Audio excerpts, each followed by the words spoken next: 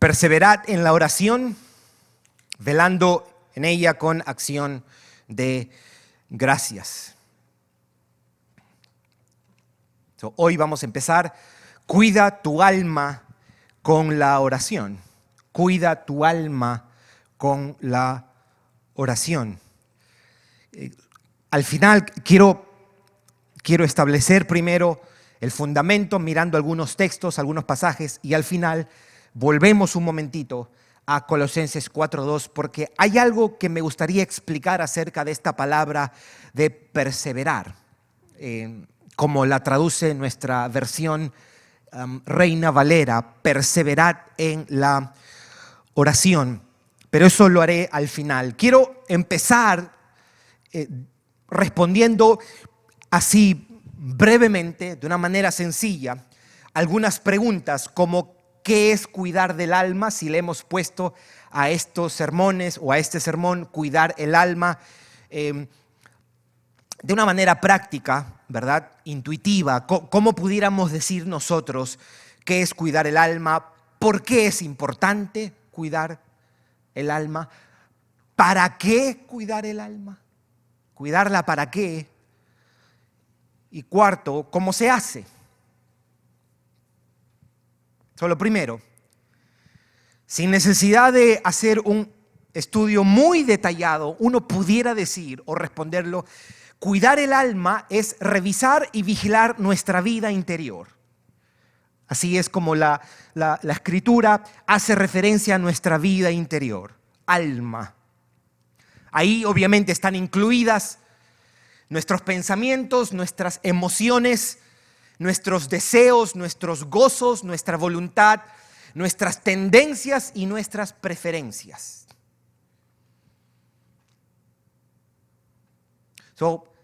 Cuidar el alma es cuidar la vida interior y hacer todo lo necesario para protegerla. Eso es lo primero que diría, lo más sencillo. ¿Por qué es importante? ¿Por qué es importante cuidar el alma? De todas las formas que nosotros pudiéramos decir, me gustaría enfatizar sobre este aspecto. Es importante cuidar el alma por lo frágil de nuestra alma, por sus tendencias hacia el mal y hacia el engaño, por sus preferencias, por sus pasiones y anhelos pecaminosos. Ahora, ¿yo de dónde tomo eso? Tomo eso, por ejemplo, del Salmo 103 y el Salmo 42. El Salmo 103 que leíamos el otro día, la noche del 31 de diciembre. ¿Se acuerda el Salmo 103 cuando empieza diciendo: bendice alma mía a Jehová y no te olvides? ¿Por qué? Porque el alma se olvida. Él es quien perdona todos tus pecados o iniquidades, porque el alma peca. Él es quien sana tus dolencias, porque el alma se enferma y se duele. Y así podemos seguir. Es importante cuidar el alma por lo frágil que es nuestra alma, por sus tendencias y propensiones al mal, al engaño, por sus pasiones pecaminosas, por sus anhelos y tendencias pecaminosas. La tercera respuesta de la tercera pregunta, porque habíamos dicho ¿qué es cuidar el alma? ¿Por qué es importante? ¿Para qué? Ok, ¿cuidarla para qué? ¿Cuál sería el fin? ¿Qué quiero con mi alma? Si me estás diciendo cuidarla, bueno, tomando como referencia Marcos 12, cuando a Jesús le preguntan ¿qué es lo más importante de la ley? ¿Se acuerdan lo que Jesús respondió? Amarás al Señor tu Dios con toda tu mente, alma, corazón y fuerzas. Lo hacemos para que el alma siga confiando y amando a Dios por encima de todo. Si el creyente tiene el llamado a confiar y amar a Dios con toda su alma, y ese mandamiento es el más importante, entonces la tarea más importante que hacemos para nuestra alma es velar, estar alerta, vigilarla y asegurarnos que está confiando y amando a Dios. La cuarta pregunta que planteaba es: ¿y cómo se hace esto? ¿Cómo se hace esto? Y pudiéramos decir, muchas disciplinas, los puritanos llamaban esto medios de gracia, pero me quiero quedar en estos dos primero, que vamos a mirar hoy y la semana que viene, orando y leyendo la Escritura. Es cierto que cuidamos nuestra alma también por medio de confesar nuestros pecados unos a otros. Es cierto que guardamos nuestra alma viniendo a la iglesia y congregándonos. Es cierto que guardamos nuestra alma cuando participamos de la cena del Señor. Todos esos son medios de gracia también. Pero quería enfocarme en estos dos que son los más habituales y son los que podemos apelar y usar, hacer uso de una manera directa y constante y diaria. Yo digo, la oración y la lectura intencional, dedicada, de corazón, constante, determinada.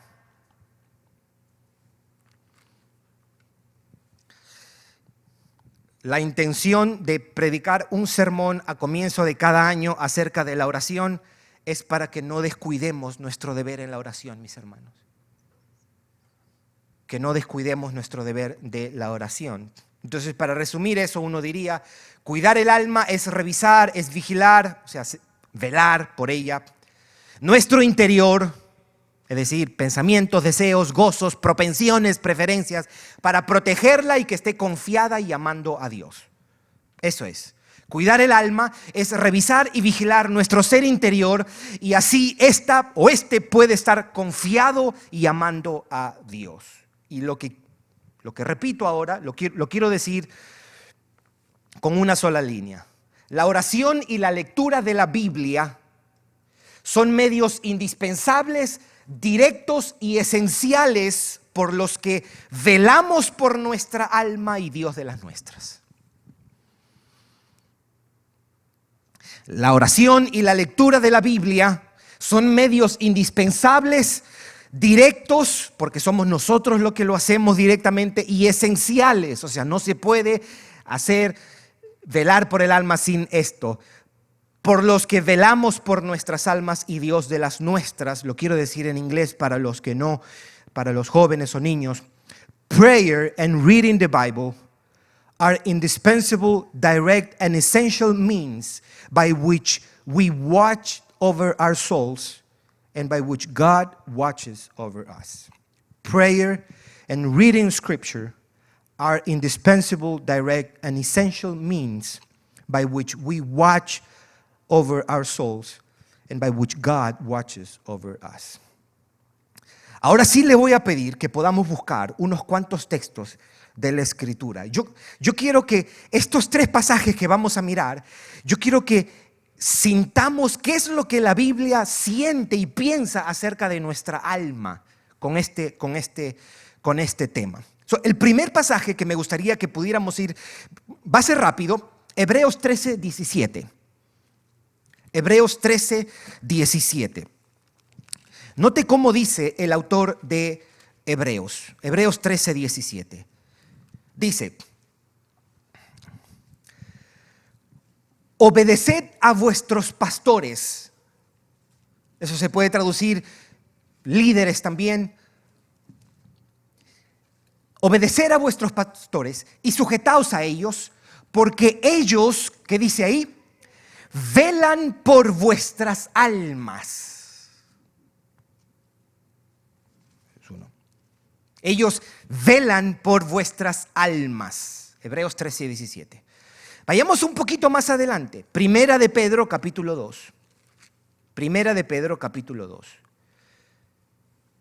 Versículo 25. Primera de Pedro, capítulo 2, versículo 25. Note cómo lo dice. Porque vosotros erais como ovejas descarriadas, pero ahora habéis vuelto, ¿a quién? Al pastor y obispo, ¿de quién? De vuestras almas. La misma palabra. Aquí a Cristo se lo llama el pastor y obispo. La idea de obispo tiene que ver con alguien que supervisa y cuida, vela. Un texto más. Ahí en mismo 1 de Pedro capítulo 2, pero en el versículo 11. Primera de Pedro, capítulo 2, versículo 11. Note lo que dice. Amados, le está hablando a creyentes, ¿verdad? Le está hablando a creyentes aquí. Amados, yo os ruego como a extranjeros y peregrinos, queriendo decir, esta no es nuestra nación, estamos de pasada aquí, nuestra nación es celestial. Y mire lo que dice, os ruego como extranjeros y peregrinos que os abstengáis, ¿de qué? De los deseos carnales. Y alguien le pudiera pausar ahí, ¿por qué? Mire lo que dice, que batallan, ¿contra quién? Contra el alma, contra el alma, contra el alma. Quiero decir algo primero, porque aquí hemos visto, la tarea del pastor es velar por el alma, la tarea de Jesús es velar por el alma y se llama al creyente velar. Que Cristo vele y cuide nuestras almas. Es motivo de esperanza y consuelo para nosotros, pero ese hecho no nos exime a nosotros de velar por nuestras almas. O sea, no es que voy a dejar de orar y de buscar del Señor porque Cristo vela por mi alma. No, esa conclusión es una estupidez. No, Él guarda nuestra alma con y por medio de nuestro trabajo de guardar nuestra alma.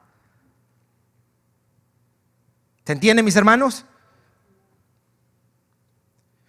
Y el pastor no vela por tu alma en lugar tuyo. El pastor vela por tu alma para que tú veles por tu alma. Él vela por tu alma para que tú no descuides tu deber de velar y cuidar de tu alma. ¿Se entiende, mis hermanos, esto? Estos versos que acabamos de leer nos demuestran la importancia de velar por el alma, pero también nos demuestran que el alma es un lugar vulnerable, que no puede estar desprotegida. Y por eso se nos recuerda que debemos vigilarla, cuidarla, defenderla. Si tú necesitas imágenes para que nos ilustren qué es el alma puede ser como un terreno, el alma puede ser como una ciudad, el alma puede ser como un bebé, por ejemplo. Un terreno que debe ser cuidado y protegido.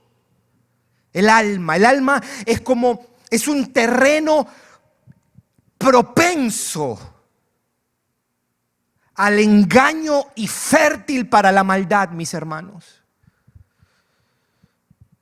Que si no se protege, pueden venir otros y sembrar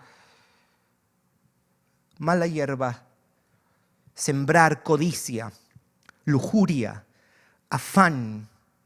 Y eso después produce indiferencia, apatía, fornicación, adulterio, falta de compromiso y amor por las cosas del mundo.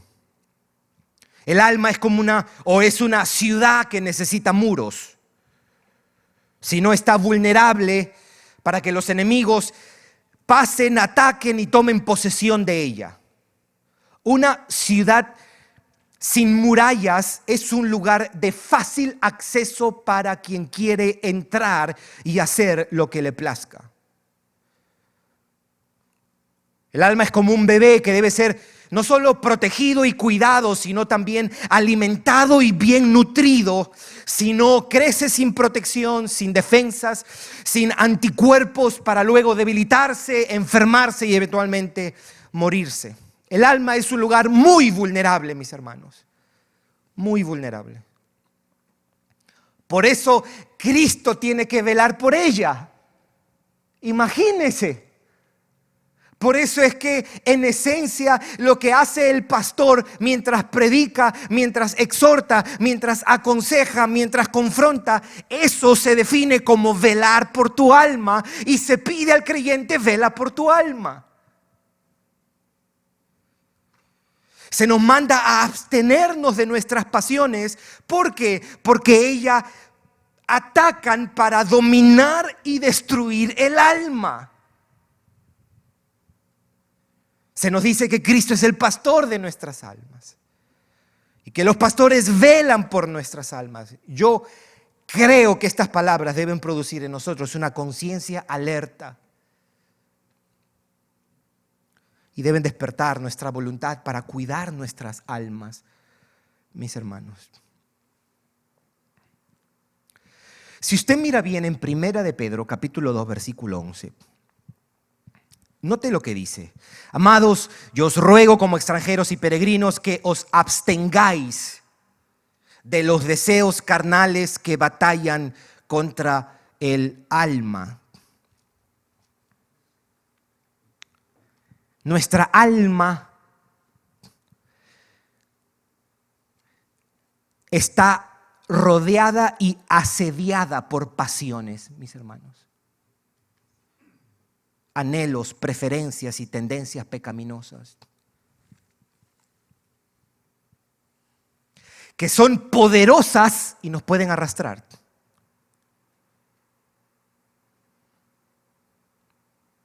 Nunca pensemos, mis hermanos, no, yo nunca caería en eso. Nunca pienses así. Porque engañoso es ¿quién? El corazón. Más que todas las cosas, depravado es el corazón. Nunca subestimes el poder de una pasión pecaminosa. Nunca. Porque ellas están ahí asediándote y tienen poder. Si no tuviesen poder, el Señor no nos diría nada. Y ya dice aquí, porque ellas batallan contra tu alma, batallan contra tu alma. Es una advertencia.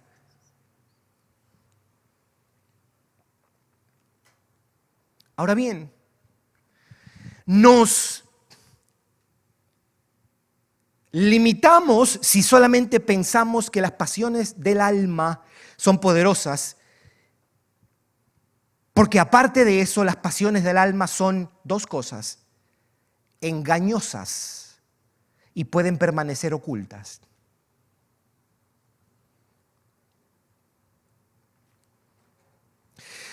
Las pasiones de nuestra alma son deseos que pueden permanecer ocultos fuera de nuestra vista y pueden engañarnos.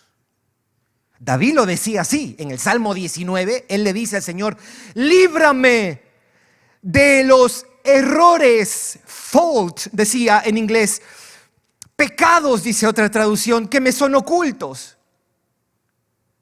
Note qué clase de conciencia del poder y lo sutil que puede ser una pasión en el alma. Líbrame de mis errores o pasiones o pecados que me son ocultos. Y Pablo decía que el viejo hombre, esa naturaleza no redimida que está dentro de nosotros, dice, está viciado conforme a los deseos engañosos. Deseos engañosos. Los deseos pecaminosos no solamente son poderosos, también pueden permanecer ocultos y también pueden engañar. ¿Por qué son engañosos? Cuando miramos el estudio de Efesios, nosotros hacíamos referencia por lo menos a un par de cosas. ¿Por qué las pasiones son engañosas? Primero, por lo que ofrecen. Lo que ofrecen es mentira, no da verdadero y placer en el sentido más definitivo, más absoluto de la palabra, pero también son engañosas porque nunca se presentan así. Nunca se presentan como una pasión pecaminosa. Antes de entrar a los textos que me gustaría que pudiéramos mirar desde los Salmos, desde 1 de Pedro y unos cuantos textos más, a mí me gustaría decir algo respecto a esto. Y note cómo esto ha estado en mi mente en estos días, semanas, diría más bien. Con la idea de el concepto de tragedia. no como una expresión artística. La tragedia es un tipo de literatura. Cuando hablo de tragedia me estoy refiriendo a eso trágico que sucede, ¿verdad? Y uno pudiera decir, ¿qué sería lo más trágico para un creyente? Es una pregunta abierta. ¿Qué sería lo más terrible para un verdadero creyente? Para un verdadero creyente. Usted entiende que la Biblia enseña la seguridad de nuestra salvación. Aquel a quien Cristo ha redimido lo va a mantener hasta el final. Eso no vaya a decir, lo peor que le puede pasar a un creyente es perder su salvación, porque ahí yo diría, ¿usted dónde ha estado en estos últimos 8 años? El verdadero creyente es verdadero creyente hasta el final porque Dios lo preserva. Oye, ¿qué pasa con aquellos que se desvían? Bueno, de repente nunca lo fueron. No estoy diciendo que el verdadero creyente no se aparta, sí, el verdadero creyente se puede apartar de formas feas, pero tarde o temprano vuelve a redil. Pero hay unos que se salen del redil como una evidencia de que no eran de nosotros, decía 1 de Juan capítulo 2 versículo 19. Uno de los grandes engaños de Satanás es hacer creer que lo peor que le puede pasar a un redimido es caer en un estado que lo lleve a pecar de maneras humillantes, vergonzosas, de una manera pública y con consecuencias visibles y permanentes. ¿A qué me refiero con esto? Muchos piensan que la desgracia sucede cuando pecamos grandemente, de maneras escandalosas y con consecuencias dolorosas. Y lo cierto es que la Biblia sí nos advierte de eso. Sí nos advierte de desviarnos, de apartarnos del Señor. Eso es cierto. Pero antes de llegar a esa condición, el alma del redimido gravita en un estado de tibieza. Se encuentra en un estado de indiferencia, de conformidad, que luego lo lleva a pecar de esas maneras. Pero yo diría que para un redimido, ese mismo estado de indiferencia es en sí mismo una tragedia. ¿Por qué? Porque es una mentira, porque es injusto, porque es un desorden. Cuando estamos amando algo más que a Dios, hay un desorden ahí, un desorden cósmico. Porque al menos desde nuestro corazón le estamos diciendo a Dios, ¿sabe qué? Hay algo mejor que tú. Es anormal, es disfuncional, es ilógico, es irracional.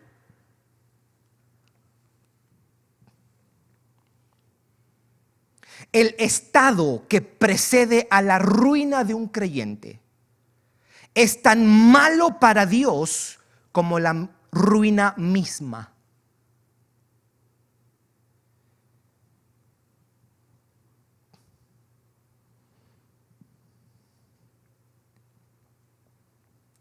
Pero nosotros nos asustamos y nos escandalizamos solo cuando el pecado se comete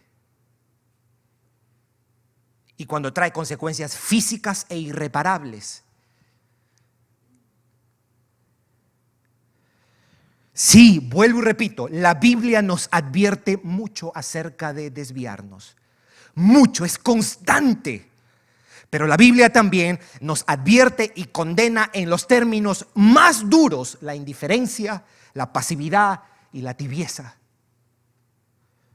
No solo por los efectos que esto puede traer, sino por lo que está detrás de la indiferencia y la tibieza. Una alarma debe sonar.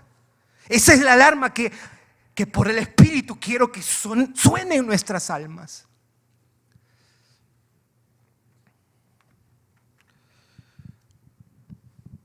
Mi conclusión es esta. Nuestra alma está en un estado terrible, trágico y lamentable cuando incluso sin haber caído de una manera visible, incluso ahí, si no ha caído de una manera escandalosa, permanece tibia, indiferente e inconstante. Su tragedia es permanecer pasivo, apático, indiferente. Los síntomas visibles de eso es la falta de entusiasmo, es la falta de compromiso, es la falta de constancia.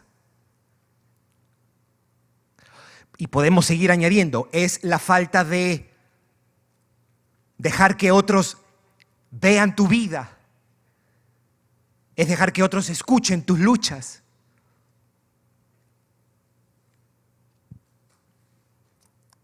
Lo más trágico, mis hermanos, para un alma no es descender al fondo de su pecado. Para un creyente no es descender al fondo de su pecado, con sus terribles y vergonzosas consecuencias, sino permanecer conforme con nuestra falta de entusiasmo. Vivir indiferentes a la apatía. Estar tranquilos con nuestra inconstancia. Cómodos con la tibieza. Lo peor que le puede pasar a un creyente en día de adoración es normalizar su apatía, normalizar su tibieza, acostumbrarse a su indiferencia, normalizar su falta de entusiasmo y su compromiso por Cristo. ¿Por qué? ¿Por qué es lo peor? Porque ahí, en ese momento, Dios está siendo despreciado y su gloria está siendo desechada.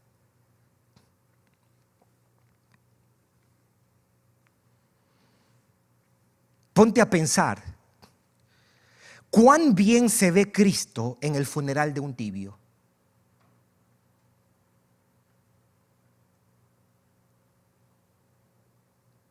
Vuelvo y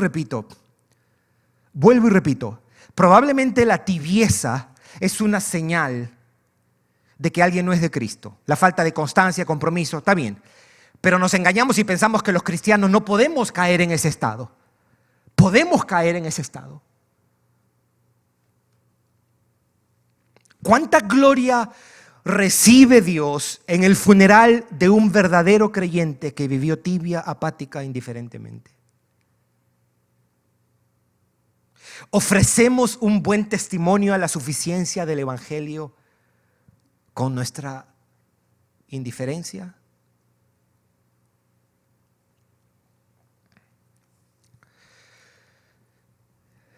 El creyente debe velar por su alma. El creyente debe velar por su alma. Si Cristo mismo está velando por nuestra alma, Él es el pastor y obispo de nuestra alma. Él está cuidando de nuestra alma como su terreno que lo cerca, que lo cuida, lo protege. Me gustaría que pudiéramos mirar unos 3 pasajes. Quiero invitarte a buscar en el libro de Salmos. Vamos a mirar la importancia desde estos textos de velar por el alma y el lugar de la oración para ese efecto. Y después llegamos a nuestro texto en Colosenses 4. Salmo 139, son pasajes bien conocidos. El primero va a ser el Salmo 139, versículo 23. Los 3 primeros textos son de los Salmos. Vamos a mirar la importancia de velar por el alma y el lugar de la oración para ese efecto. El salmista se dirige a Dios y le dice, Salmo 139, versículos 23 y 24, un pasaje bien conocido. Examíname, oh Dios, y conoce mi corazón. Pruébame y conoce mis pensamientos. Y ve si hay en mí camino de perversidad. Y guíame en el camino eterno. Vamos al Salmo 42, versículo 5.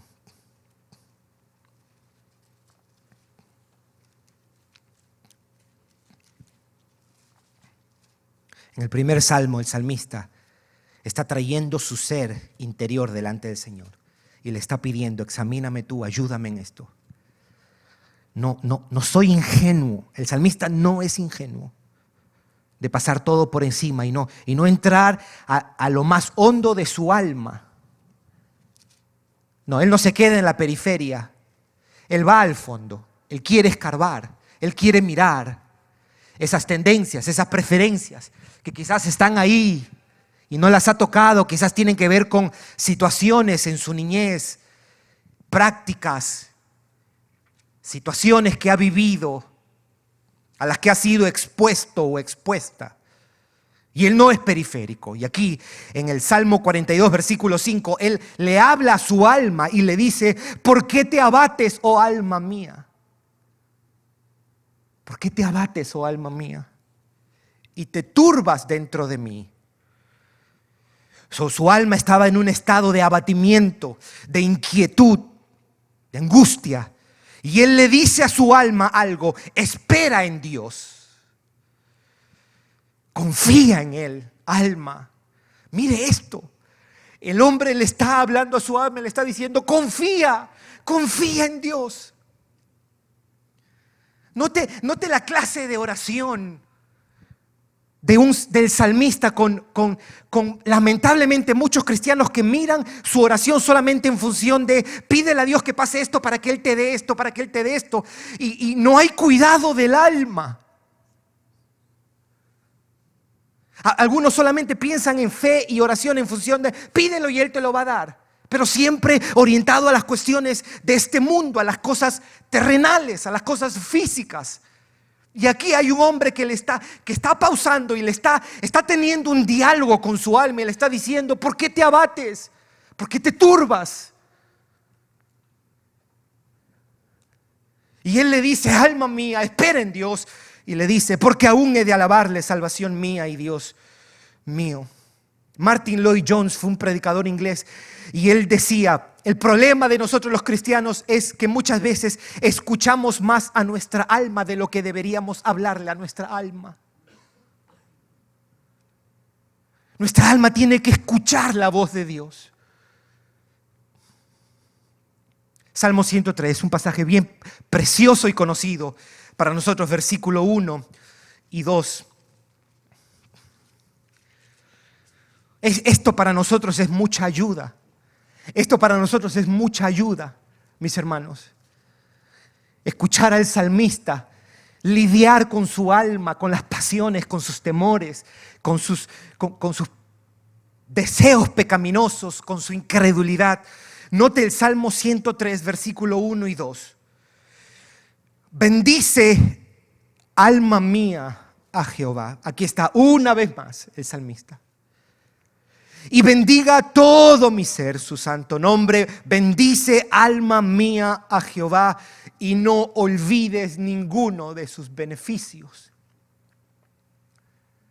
Aquí él está tratando con su alma, o para usar con la memoria de su alma y la confianza de su alma. Aquí él está lidiando, él no está siendo periférico en su oración. Él no está siendo, y no me malinterpreten, mis hermanos, cuando hay situaciones difíciles nosotros tenemos que orar. Cuando nos falta algo tenemos que orar. Pero nosotros no solamente somos materia, somos un alma. Tenemos un espíritu, tenemos un corazón, tenemos temores, tenemos deseos, anhelos, pasiones, voluntad. Y eso es lo que ocupa la oración, el pensamiento de este salmista, que le está diciendo: alma, no te olvides, alma mía, no te olvides, alma mía. No es un ejercicio mental que le está pidiendo su alma. Le está pidiendo un ejercicio de confiar en Dios. Confías en sus beneficios. Él es quien perdona todas tus iniquidades. Él es quien sana todas tus dolencias. Él es quien rescata tu vida del hoyo. Él es quien sacia de bien tu boca, de modo que te rejuvenezcas como el águila. Sus caminos notificó a Moisés y a los hijos de los hombres sus obras. Grande, misericordioso es Jehová, lento para la ira y grande en misericordia y verdad. Y el salmista seguía y le hablaba a su alma.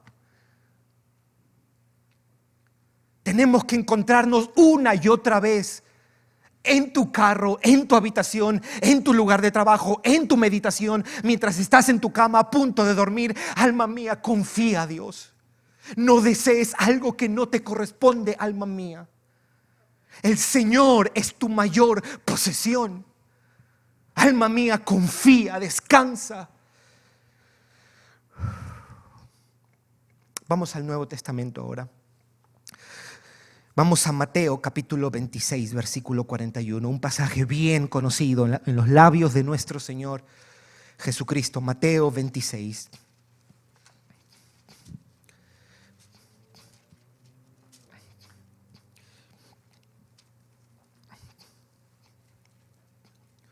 Versículo 41. Dice la palabra de Dios: velad, ¿y qué? Y orad. Velad y orad. Velad, vigila y ora, para que no entréis en tentación. Decía John Owen, entrar en tentación es cuando estás en un estado donde la tentación tiene tanto poder en ti que te va a ser casi imposible salir de esa tentación. El espíritu a la verdad está dispuesto, pero la carne es débil.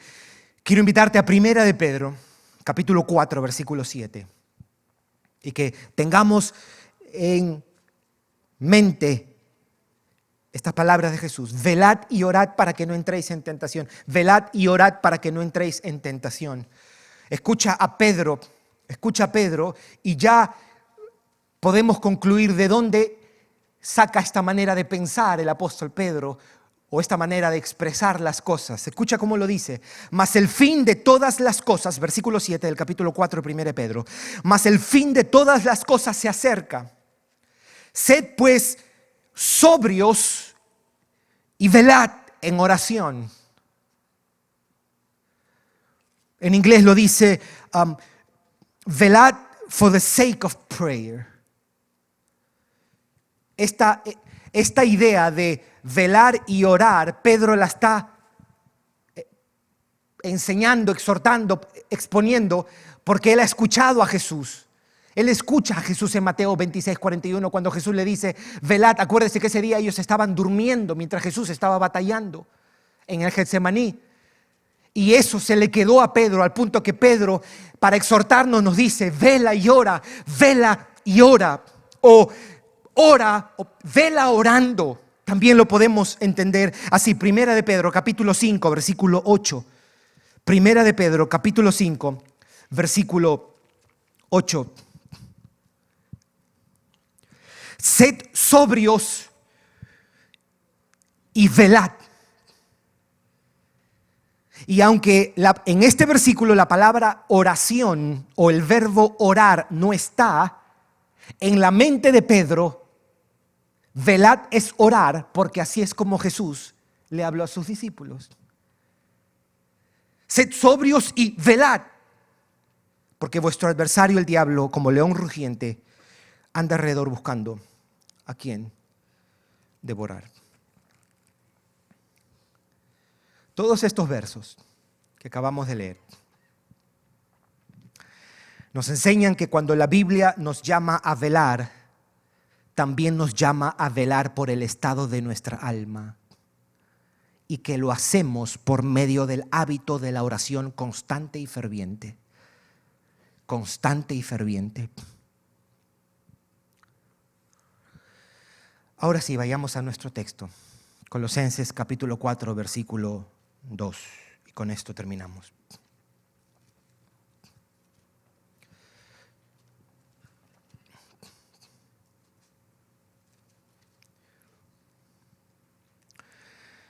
Perseverad en la oración, velando en ella con acción de gracias. ESV dice: continue steadfastly in prayer, being watchful in it.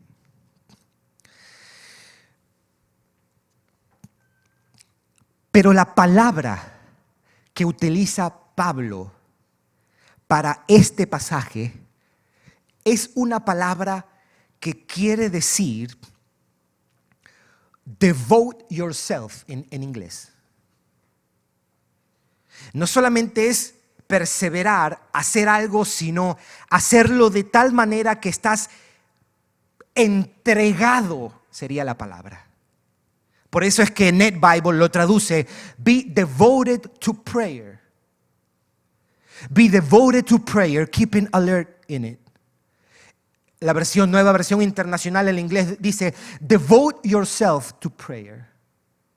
Devote yourself. Eso quiere decir dedicarse, consagrarse, entregarte o vivir devotamente en la oración. Así es como velamos y cuidamos y protegemos nuestra alma.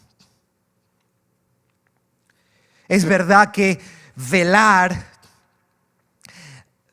habla de la actitud y lo que debemos hacer, y la idea de oración es una manera como velamos. Pero quiero sugerir esto por las palabras que Jesús nos ha dicho: velad y orad. Que la idea de velar, be watchful, y la oración tienen una relación recíproca, o como dirían en un científico, una relación simbiótica. ¿Qué cosa quiere decir eso? Una relación simbiótica es cuando dos seres, por estar cercas o juntos, se benefician mutuamente. Solo pudiéramos decir de esta manera,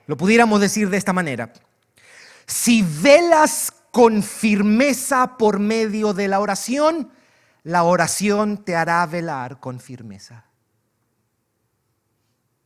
O velas por medio de orar, pero cuando oras velarás mejor. Velas por tu alma orando, pero cuando oras velarás mejor por tu alma.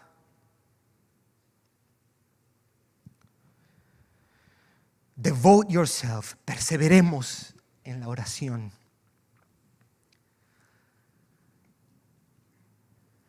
El hábito de la oración quieta y constante es un medio que Dios usa para hacer mucho en nuestra alma, mis hermanos. No descuides, no minimices ese tiempo, 15, 20, 25 minutos que tú te sientas, sin muchos sobresaltos, sin muchas experiencias, sin muchos escalofríos. Ese momento donde tú te sientas delante de Dios con tu Biblia abierta, 5, 10, 15, 20, 25, 30, 35, el tiempo que tú tomes es de gran beneficio para tu alma. No lo minimices, mi hermano, mi hermana, no lo menosprecies, no te excuses. Tú tienes tiempo, tú lo tienes y tú tienes la necesidad.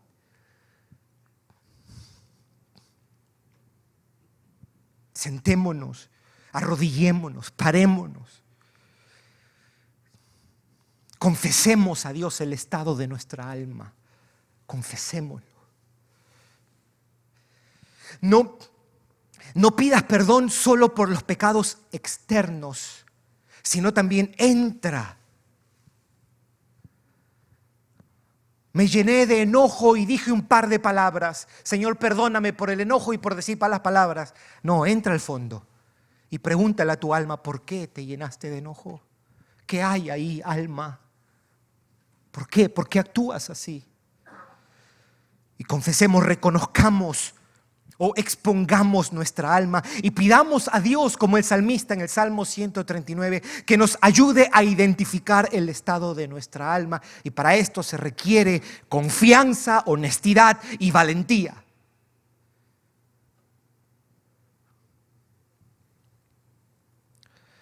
Y pidamos perdón por los pecados de nuestra alma, por sus preferencias, por sus tendencias pecaminosas.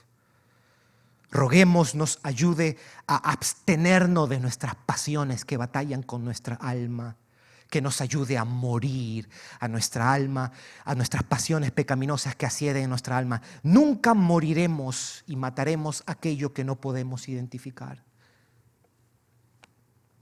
Pidamos a Dios que abra nuestros ojos y nos ayude a ver cuán amados somos. cuán glorioso es Jesucristo.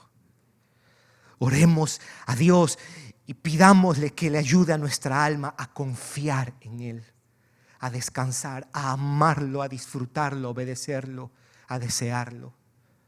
Dediquémonos a la oración privada, constante y fervientemente. Consagrémonos, entreguémonos, mis hermanos. Vivamos devotamente en la oración, día a día, semana a semana, mes a mes. Así velamos por nuestra alma y así es Dios como continúa velando por ella. Planea 1 hora al día. Planea un lugar. No lo dejes para cuando tengas un momento en el día. No lo dejes porque no va a llegar. Tienes que decidirte, porque esto es serio. Es tu alma preciosa la que Cristo redimió, la que Cristo vino a morir para que no vaya al infierno, la que Cristo hoy como un buen pastor la está mirando, cuidando, observando. Nuestra alma es algo precioso, es algo precioso. Cuidémosla con la oración para nuestro bien y su gloria. Vamos a orar.